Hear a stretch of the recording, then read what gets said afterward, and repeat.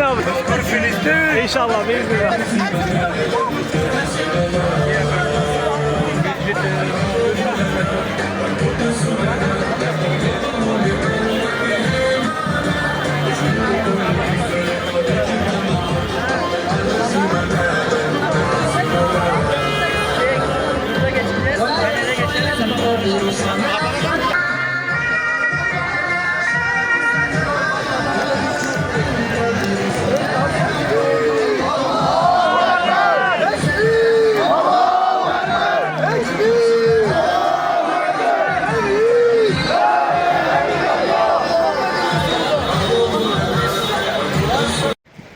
وكأين من نبي قاتل معه ربيون كثير ما قولهم إلا أن ربنا اغفر لنا ذنوبنا وإسرافنا في أمرنا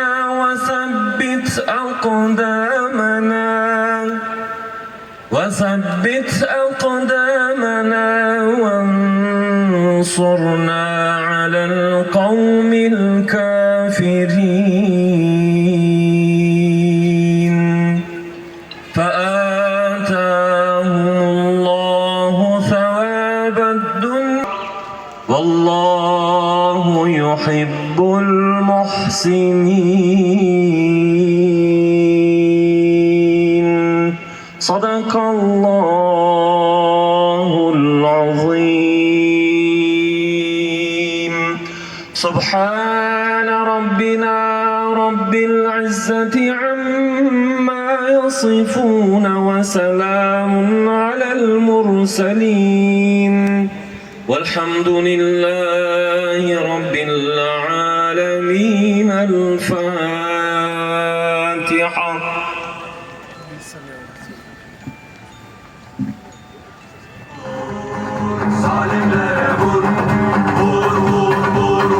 Gevşemeyin, üzülmeyin. Eğer gerçekten iman etmişseniz üstün gelecek olanlar sizlersiniz. Bilge Kral Aliye İzzet Begoviç'in çok tohum misali yeniden yeşerdik diyor. İnşallah burada bulunan kardeşlerimiz, yola revan olan kardeşlerimiz, ta Bosna Hersek'ten yollara düşen, Türkiye'nin güzide illerinde duran ve buradan da inşallah Gazze'de seferleri sonuç bulacak olan kardeşlerimizin atmış olduğu bütün adımlar. Mevzusu, menzili ve mevzu olan bir topluluk olarak buradayız. Mevzumuz çok net. Filistin'e karşı uygulanan baskı, zulüm ve haksızlıkları dile getireceğiz. Mevzimiz çok net. Filistin Umut Konvoyu. Menzilimiz belli. Batı Şeria, Kudüs, Mescid-i Aksa menzilimiz arasında yer alıyor. Evet, menzilimiz sadece bugün Adana, yarın Gaziantep, ertesi gün Urfa ya da Mardin'de son bulacak bir şey değil. Menzilimiz bundan daha uzun, daha meşakkatli. Ve biz bugün bu konvoyda bir arada bulunmayı namazda omuz omuza saf şeklinde durmak şeklinde değerlendiriyoruz. Dikkat edelim de saflarımızın arasında şeytan geçmesin. Dikkat edelim kardeşlik hukukumuz zedelemesin. Dikkat edelim birliktelik hareket unsurlarımız zarar görmesin. Ve vadileri geçen Simurg'un kuşları gibi vadide kaybolmayalım. Filistin'in bu haklı davasını dile getirmekten her platformda dik duruşla net bir şekilde ortaya koymaya çalışalım.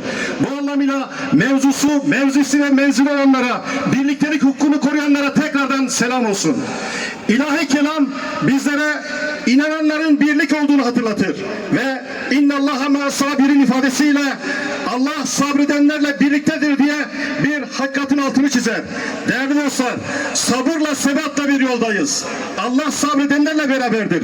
Allah omuz omuza devam edenlerle birliktedir. Allah konusunun durumunun farkında olanlarla birliktedir. Bir sabitesi olanla birliktedir. Hedefi olanla birliktedir. Hedefi olmayan, sabitesi olmayan, davası olmayanla Allah'ın birlikte olma durumu söz konusu değildir. O anlamıyla bugün burada bulunan topluluk, konvoy bu haklı diye davayı dile getirmiş ve katıldığı bütün şehirlerde bu haklı davayı büyük bir coşkuyla ifade etmiştir. Değerli dostlar, bu konvoy Filistin'in uygulamış olduğu haksızlığı dile getirmek, soykırımı tekrar gündemleştirmek için yola çıkmıştır. Bu konvoy bundan 31 yıl önce gerçekleşen bir soykırımın başkenti olan Bosna Hersek'ten yola çıkmış ve anlamlı bir mesaj vermiştir. Bu konvoy ne yaparsanız yapın zulmü, soykırımı unutmayın diyen, zira unutulan soykırım tekrar eder diyen Aliye İzzet Begoviç'in şehrinden gelmiştir.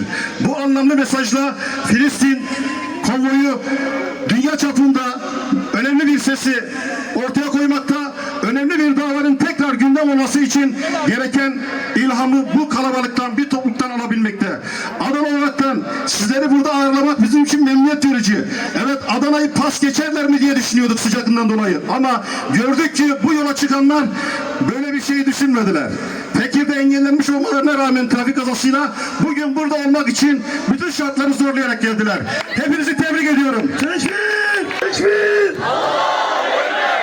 Değerli dostlar, biliyoruz ki herkesin bu konvoyda yer alması mümkün olmadı. Tanıdığım, bildiğim çok başvuru yapan fakat bir şekilde dahil olmayan arkadaşlar.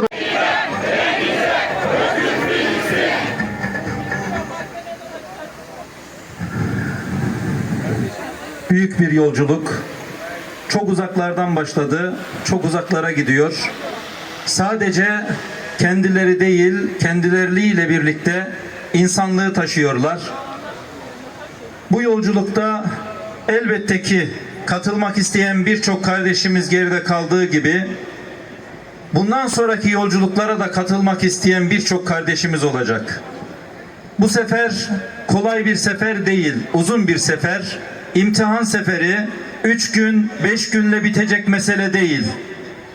Ümmeti Muhammed olarak geçen hafta İsrail'in Fas'a bir haber göndermesiyle 400 bin, 500 bin kişiyi nasıl İspanya'nın içerisine sokmuş, işgale götürmüşse bu seferler adım adım bizi birleştirerek, bizi toplayarak, dağınıklığımızı bir hale getirerek tesbihin bir parçalarını toplayıp imame olup, önce olup da 100 binleri peşine taktığı zaman işte o zaman inşallah bu seferlerin kutlu zaferini beraber yaşayacağız.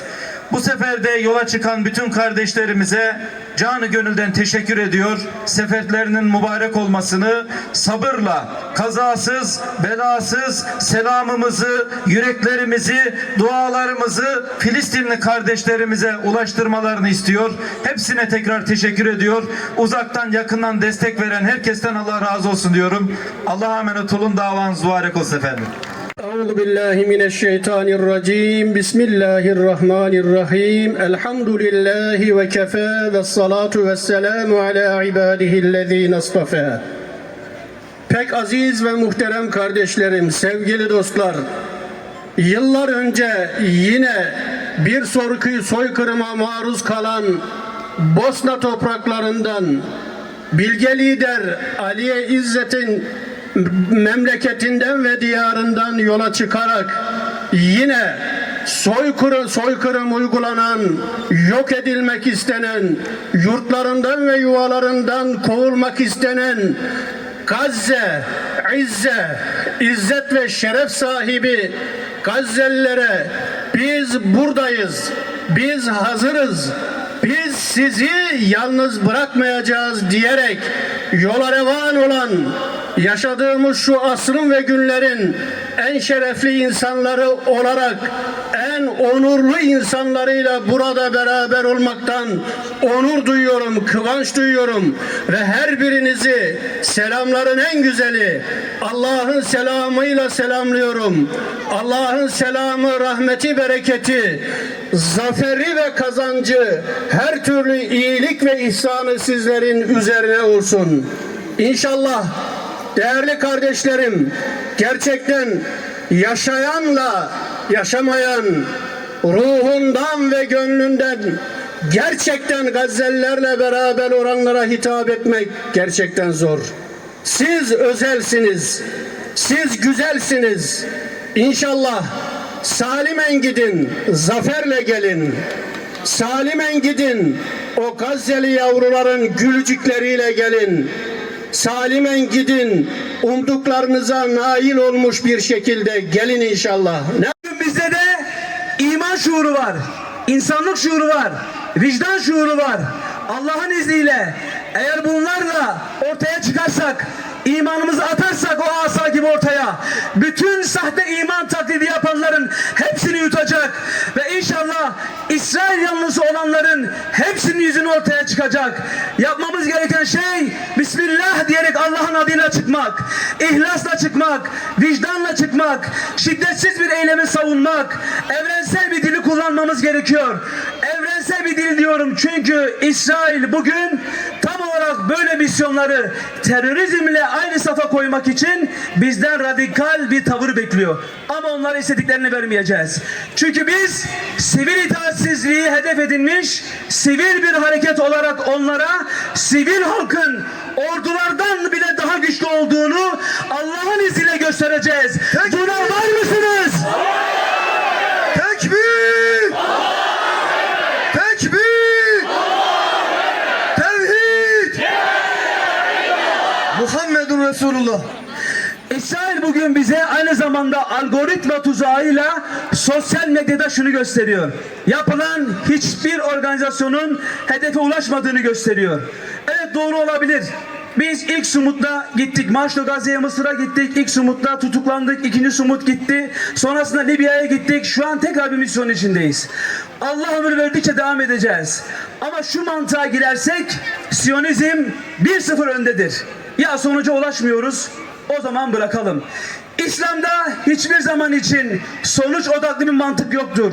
Resulullah sallallahu aleyhi ve sellem bile o nübüvvetle gönderilen bir peygamber olmasına rağmen Allah azze ve celle ona hitaben bile leyse aleyke hudahum diyor. Yani tebliğ ettiği topluluğun hidayeti senin elinde değil diyor. Peki nedir onun vazifesi? Festakim kema umirt. Neyle emrolundun? Zulme karşı ses çıkarmakla. Neyle emrolundun? Kardeşlerini yalnız bırakmamakla. Neyle emrolundun? Siyonizmin İslam'a ve bütün insanlığa açmış olduğu savaşa karşı durmakla emrolundun. Bu savaşta, bu mücadelede inşallah beraber miyiz? Şimdi son olarak arkadaşlar, konuyu uzatabilirim ama söz bekleyen Avrupa'dan gelen kardeşlerim var. Benim sizden talebim şu. Bakın, biz yola çıktık, evet. Biz bunun hesabını yapmıyoruz. Aslında bu Gazze'lilerin çektiklerinin yanında hiçbir şeydir. Ama bu misyonu yalnız bırakırsanız, etkisiz kalırsa eğer, kamuoyunda zayıf kalırsak sadece bir yolculuk yapmış oluruz. Biliyorsunuz ki bugün sosyal medya insan tutuklatıyor, cezaevinden insan çıkarıyor. Çünkü kamuoyunun bir gücü var, halkın bir gücü var. Eğer bu güçle beraber kamuoyu gücünü boş bırakmazsanız, haber kanallarına kendiniz içerik üreterek de olabilir, bizim paylaşımlarımızı destekleyerek de olabilir, kamuoyunu oluşturursanız bu misyonun bir parçası olarak onu tamamlamış olursunuz. Yoksa sadece biz bir yola çıkmış oluruz, anlam kırılması olur, anlam yarım kalır. Bu konuda bizi yalnız bırakmayın inşallah. Son olarak hepinize teşekkür ediyorum. Bizleri yalnız bırakmadınız. Yolumuz devam ediyor. Pes etmek yok. İnşallah son olarak yine Siyonizme karşı tekbir! Tekbir! Tekbir! Allah'ım attığımız adımları sağlam kıl, sesimizi onların korkusu kıl inşallah. Allah'a emanet olun. Görüşmek üzere.